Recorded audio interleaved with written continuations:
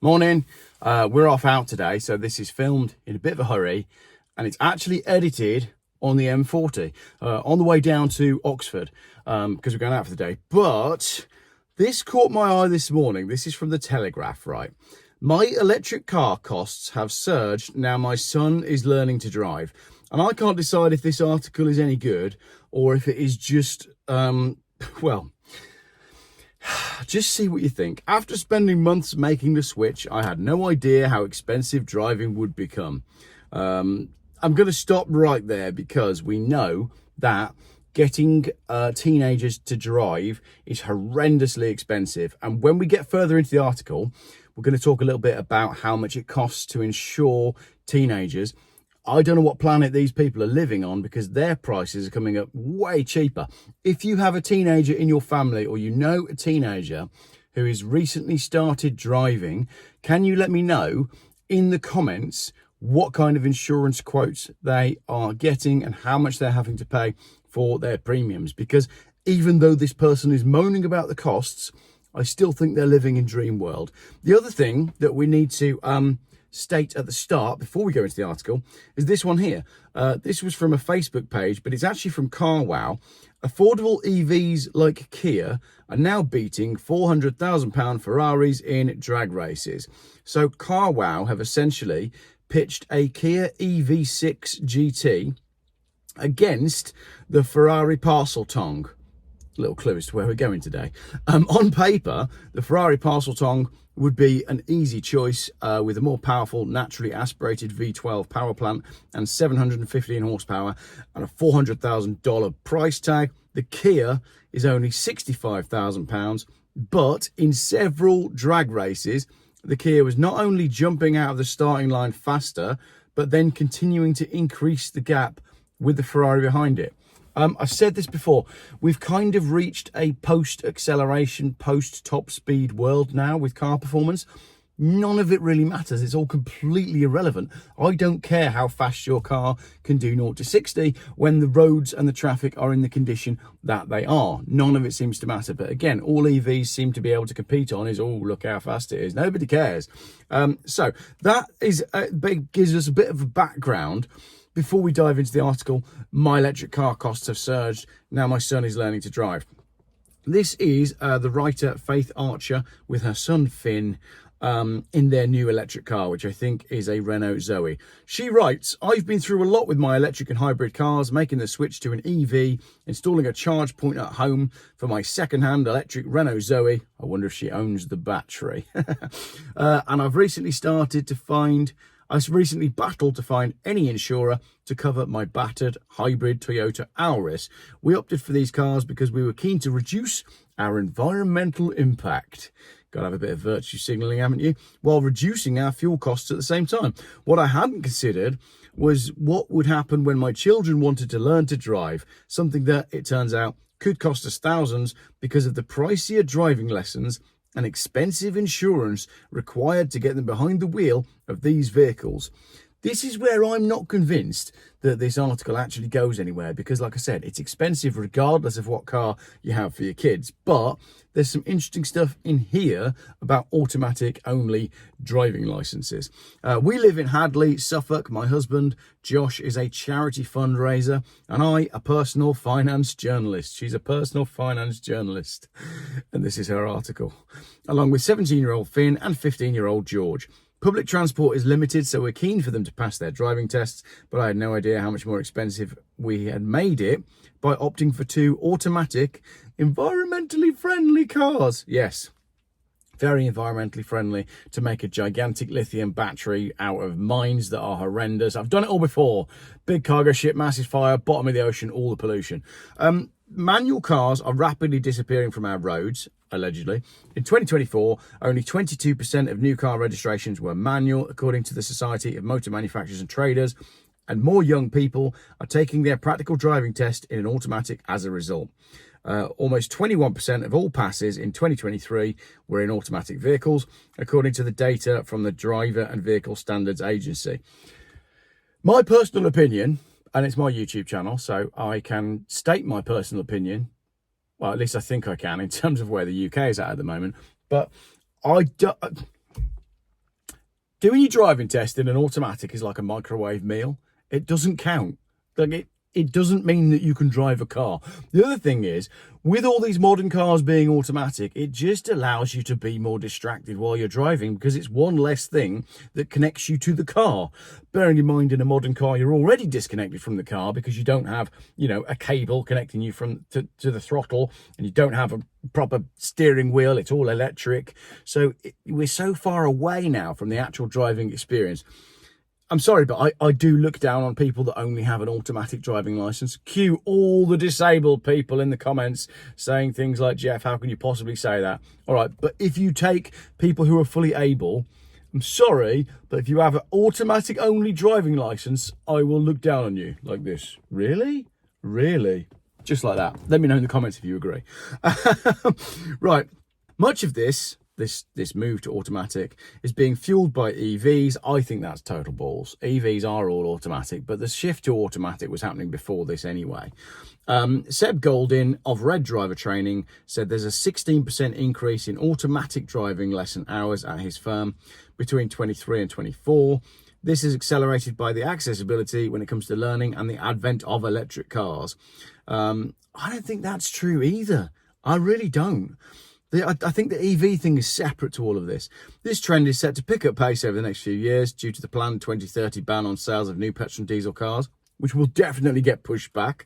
But as we've discovered, it's adding extra costs for learner drivers. So they go on to say that a driving school quoted typical prices per hour for driving lessons, £40 for a manual car and £42 for an automatic in London, and then £38 and £40 in Edinburgh. So basically, your automatic car costs you £2 extra per hour. So I don't really know what this woman is on about, considering she's a finance journalist.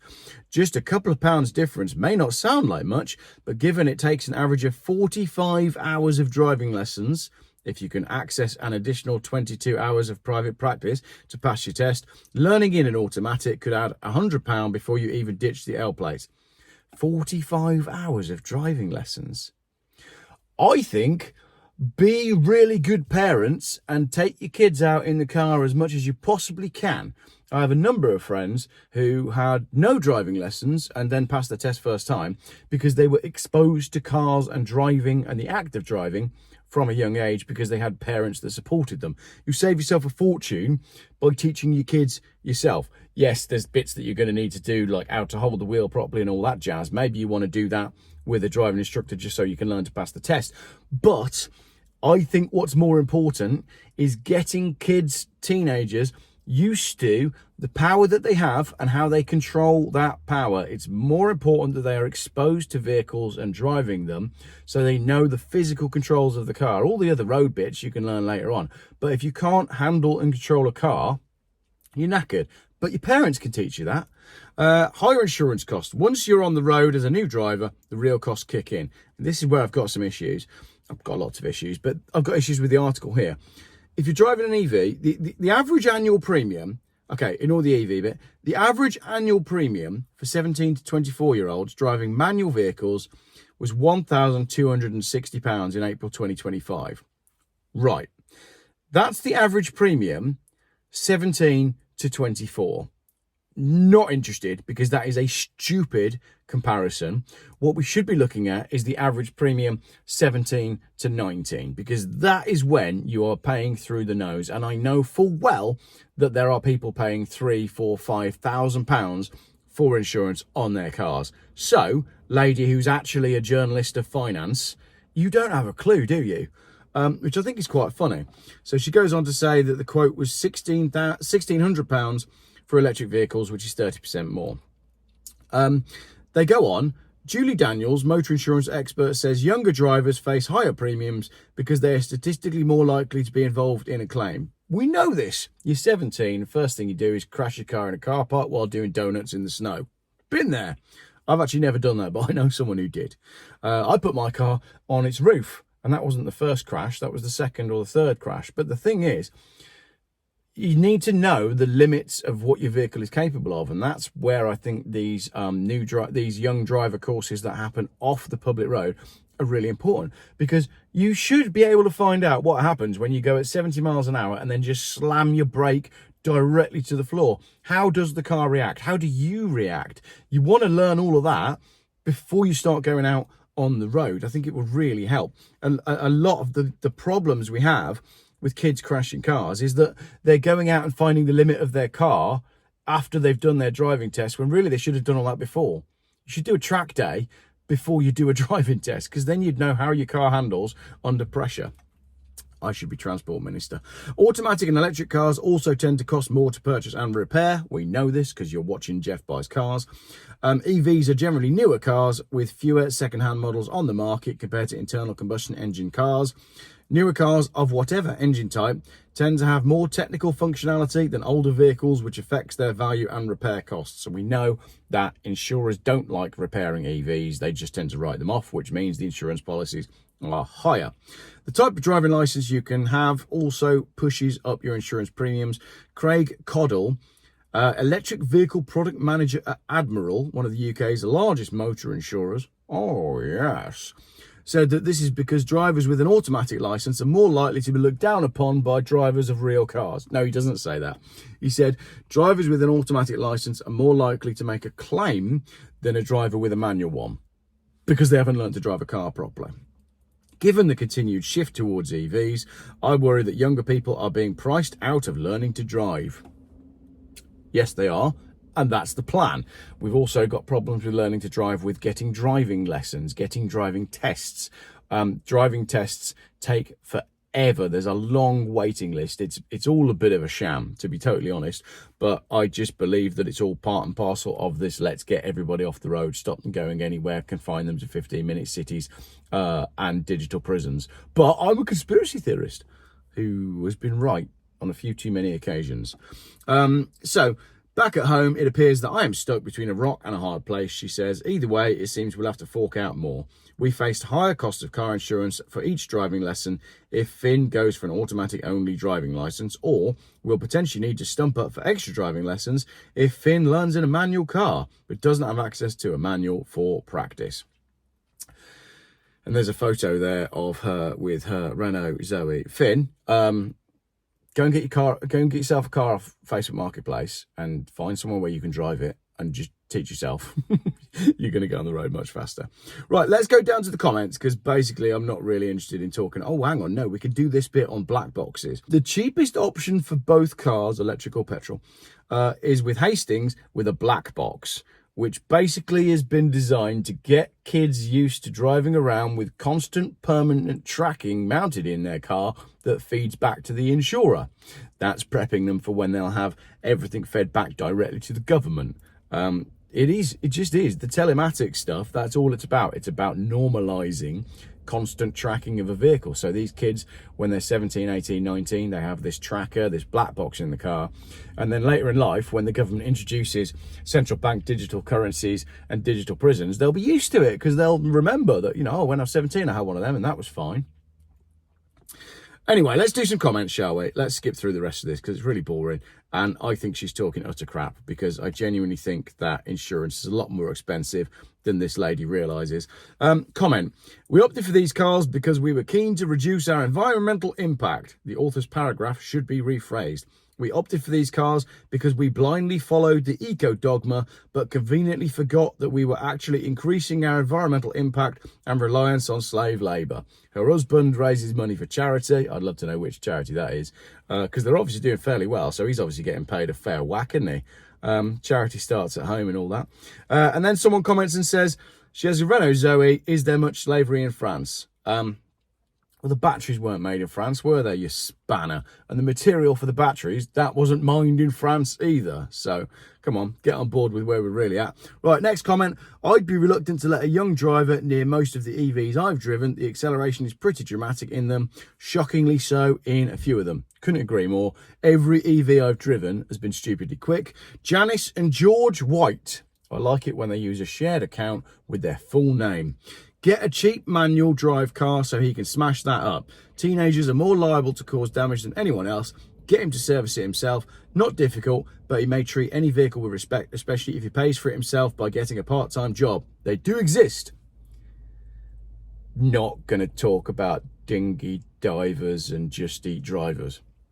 because the kids should be doing the Just Eat deliveries, but they're not, because all the dinghy divers are doing it. So what kind of job is a 17-year-old going to get these days? Because most of the jobs have been replaced by AI, and the high street doesn't exist, so you can't go and work in retail. I used to work at Burton selling shoes until Philip Green took all the money out of the company and disappeared. Next comment. Why on earth would it cost more to learn to drive an automatic? They're so much easier to drive than manuals. Yes, Amy, but you are clearly, I nearly said a word that you're not allowed to say anymore then. You're clearly an idiot. Automatics use more petrol. They just do. So that's probably why they cost more. Or just because the driving instructors have realised they can charge more for an automatic. Richard Whittle says, why not buy a used manual car? Richard Whittle also says 37% of 18 to 20-year-olds have a near miss. How is that recorded? Great point, Richard. How are they recording that? It must have been a survey, and it'll be one of those surveys where they asked 4 people, won't it? Like all the surveys we look at on all of these YouTube videos. Jeff, you're very cynical today. James Palmer says, I'm pretty sure my son's 23-year-old 1.3 Polo, well maintained with 180,000 miles on the clock, is a hell of a lot less negative in its environmental impact than her EV is. James, you are correct. And I can guarantee you 2 things. 1, the Polo will last longer than the Renault Zoe. And 2, the Renault Zoe will break before the Polo. And 3, it will cost more to repair or replace than your Polo. Well done, James, for doing the correct thing for your young son. John, this is a good one now. In 1940, at the age of 13, my mother asked me to drive her to a meeting 5 miles away over a gravel road in the family Model A Ford. My first time behind the wheel, it was a little hairy at times, but we made it safely back home to the New Zealand farm. No fancy lessons. I think we're going to finish there. I've got a great idea for when I become Transport Minister as well. I think underage kids, i.e. under 17, should be allowed to drive the car when the parents are pissed. How many times have you been to the pub and gone, because, you know, my lad's 12, and I just feel like it'd be really handy if he could drive, because then you go out one of those days when you're like, yeah, we're not going to have too many drinks, and then you think, oh, it's a nice sunny afternoon, we could have another couple if he could drive. So I think what we should do, terrible video, I think what we should do is make cars more accessible to kids that have been taught to drive off-road by the parents. So if you have a teenager, right, take them to your local B&Q car park and get them to learn how to use a clutch and a gearbox, and I'll teach my 12-year-old, and next time I'm drunk at the pub, we will do a live broadcast with my 12-year-old driving us home. Probably won't, but it's a nice idea. Thanks for watching.